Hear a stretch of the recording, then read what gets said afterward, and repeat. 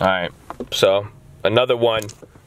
We hear Chick-fil-A. I thought it was only right. My boy Timmy, he's applying to the pledge class. I really like him a lot. Him and his boy. He has already brought his boys on board too. I'm excited. And he asked me about something I said in a video. He said he's been looking it up. He wanted me to tell him. But he said he wants more. He can't find the info. And I said it's a TTF cult secret. But I'll share it with him. I'll share it with you guys. It'll give some insight into the type of stuff I look at and how values and assets change. It's honestly fascinating. So we're here at Chick-fil-A, right? You guys see Chick-fil-A. Yo, this shit popping all the damn time. My mom had it the other day. The first time, she's like, I saw all the cars, I went, and I understand now. I thought it was funny that she actually went for the first time. Ow. Shit. But look at that, Chick-fil-A. So this is food.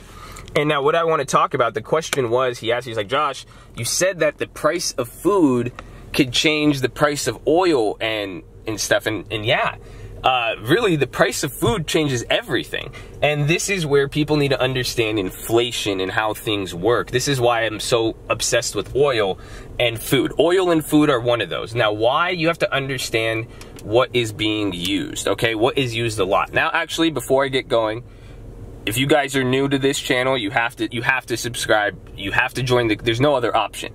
No, there is. And that's, you just be creepy. But no, subscribe to the channel if you guys like it. If not, again, give me more questions. These pants are really tight. I can't sit like that. I don't want to make you uncomfortable. But let's get back to the serious economics of this. So, dude, man, this hurts. So essentially, it's what gets used a lot. Oil and food is used every day. Not a day goes by where food is not purchased. Not a day goes by where a gallon or a barrel of oil is not moved, because we need it. All these cars in the drive-thru need gas to get here, and all these people are hungry just as I am. We all need to eat, and if we're not gonna buy our food from here, we're gonna go to the grocery store. So now, you have to understand things are being used a lot. Anything used every day by a lot of people, if those are gonna have the biggest effect. So how does the price of food change the price of stocks? How does it change the price of oils? It's a trickle-down effect. So we have to go back and think old days, okay? We're gonna take it back in the time, right? And what I mean by that is, think when they used to exchange shit for shit, right? Value, right? I would give you 1 gallon of milk, you would give me a bushel of wheat, right? That's how we would trade and do things. So, and I wish I had a whiteboard for you, but I want you guys to hang with me verbally and really understand this. This is how we're, okay? It's true understanding. I don't want you guys, you write it down with me, but I want you guys, you should be able to say it and explain it. It can get tricky, and sometimes some people think it's really easy. But now, take that bushel of wheat. So 1 gallon of milk gets you 1 bushel of wheat. And now let's say you could trade 1 bushel of wheat for 2 buckets of grapes. Therefore, 2 buckets of grapes is essentially equivalent to 1 gallon of milk, right? That's conversion rates. That's how money works. That's how the dollar works. Man, this sucks. I'm gonna have to take my order here. So wait, we'll stop. So we'll stop at the grapes, right? That's how money, that's how conversion works. Or maybe I should try to I should try to recruit this Chick-fil-A chick to the cult. Maybe, I don't know. I've been really obnoxious with that lately, so hold on. Just give me a second. All right, so we back. So our bushels of wheat, 1 bushel of wheat gets 1 gallon of milk, and then 1 bushel of wheat could be traded for 2 buckets of grapes. Therefore, 2 buckets of grapes is worth 1 gallon of milk. That's the exchange rate. But now, essentially, if 1 gallon of milk started getting you 2 bushels of wheat, and then the grapes stayed the same price, you wouldn't buy them, or you would just change bushels of wheat into the milk and then just get the grapes at cheaper prices. So I could have lost you with that one. That could have been confusing. But essentially, with those 3, if one of those prices changed, the price of one thing or the conversion, then essentially the prices of the other things they could get would change, because there was only 3 things. So now take that globally. There's 30 billion things that all have effects. So if I could get, and that's what I'm saying, is that if the price of your rice goes up, and rice substantially goes up, but then other things might go down because of it. But essentially, if the prices of things that are widely used are being rapidly changing or change, people are gonna start changing now the value of the dollar and what else they're gonna buy. Because now essentially, if the price of gas goes down, if you could fill your gas tank for $20, are you going to spend $20 at Chick-fil-A to get one sandwich and a meal? Probably not, because the price would have changed, or the perception of it. And that's what happens sometimes, but it's very controlled. And now you don't see this because oil did drop to $26 a barrel before, but you didn't see too big of a shift. Asset prices and investors reacted, but it wasn't that crazy because this is actually one of the jobs of the government and the Federal Reserve. You know, price stability. A government is responsible for price stability, because this is what's happening, is essentially if that changed so much, then you wouldn't trust the dollar and you wouldn't trust the government. If, you know, if you could fill up your gas tank for $20 and then the next day it's 60 or 80, you're not going to purchase. That's it. People wouldn't buy stuff and you wouldn't really want to use this. And an example of this in food inflation is Russia. So Russia, and now because once you start now the price of the food, that's one thing. The price of the food and what your dollar gets you, and what pretty much it's, I'm not viewing it as a dollar, it's exchange. How many dollars gets me how much food, or how much of things I use every day. So hopefully you guys are following along.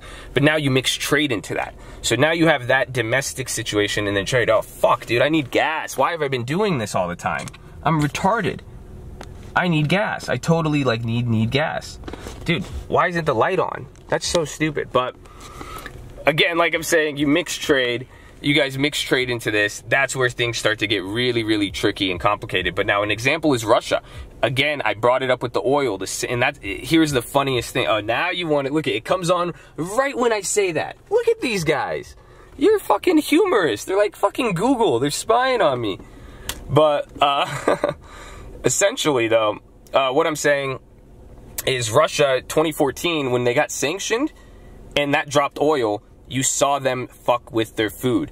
So what they started doing, you guys could go Google it. I probably won't have time to find the video and put it up here for you. That'd be cool, but if I remember.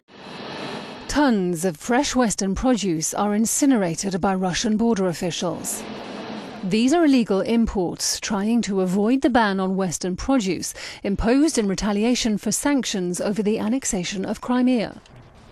Anti-poverty campaigners say the clampdown is a waste. More than 285,000 people have signed an online petition urging President Putin to give the food away instead. I'm against destroying imports, she says, because Russian producers still can't produce high-quality food. This woman says people should be more patriotic. I think all food should be homegrown, she says. There's lots of food produced in Russia. We have lots of produce here. But you could go look Russia destroying food. And there was a government objective to destroy outside food, essentially, because that was changing the price of food and what people could get, because the price of oil now dropped. It messed with them, what they could sell and export for. Their currency was devalued. The price of food became cheaper, so they stopped exports to control the price of food and would destroy any imported food. It was considered illegal if you imported any food, and they would just destroy it to control the prices of food so that they could get a better handle of how they were converting oil than their currency. So it's a huge complex mix. So hopefully you guys see this isn't something light, and I'm giving you guys the Spark Notes version that I'm thinking you guys will understand as quick as possible. But now, yeah, this is the stuff that I go into, and hopefully you guys are going to be pledging, and I'm going to be able, you know, we spend about a month on this stuff alone, just understanding the economic, political side, but that is where I'm at with this stuff. So hopefully you guys understand that when the price of something very widely and commonly used changes, it has an effect. And a lot of people, you know, I'm in the drive-thru right now, I'm getting food. This is the stuff people, you know, again, this is why I don't look at technicals. This is why I don't look at any stuff that, this isn't necessarily fundamental either. This is economics, you know. It's understanding how money flows and valuations change and shift, and that's all I'm doing. I'm understanding the value of stuff, and I understand the value of assets and stuff in the world and the economy to the point where I know what are the key stuff that needs to shift, and that's what I'm sharing with you now. When you see changes in big commodities used every day for everyday living and purchases and food and stuff necessary, those are going to have big effects. That's why people commonly see those moves and they don't really pay too much attention. It sounds boring and you're like, how the fuck am I going to make money off this, or what can I use this for? Well, there you go. So if that helped you, you guys like it, I love you.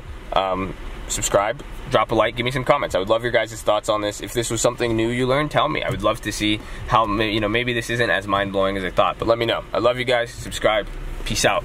Actually though, before I end it, I should just show y'all that frosted coffee, that Chick-fil-A in my crotch, bro. Ooh. Ooh, we on, son.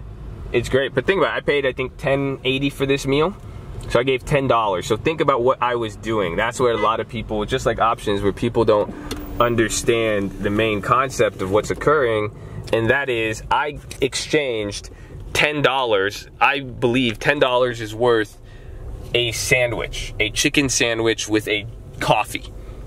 So that is my purchasing power. That's my exchange value. So if that same $10 could get me 4 or 5 chicken sandwiches, well, now when I go to fill up my gas tank, now when I go to buy anything on Black Friday, that's gonna change. So you gotta think about that. But yeah, I'll leave it there. Love you guys. Stay in school.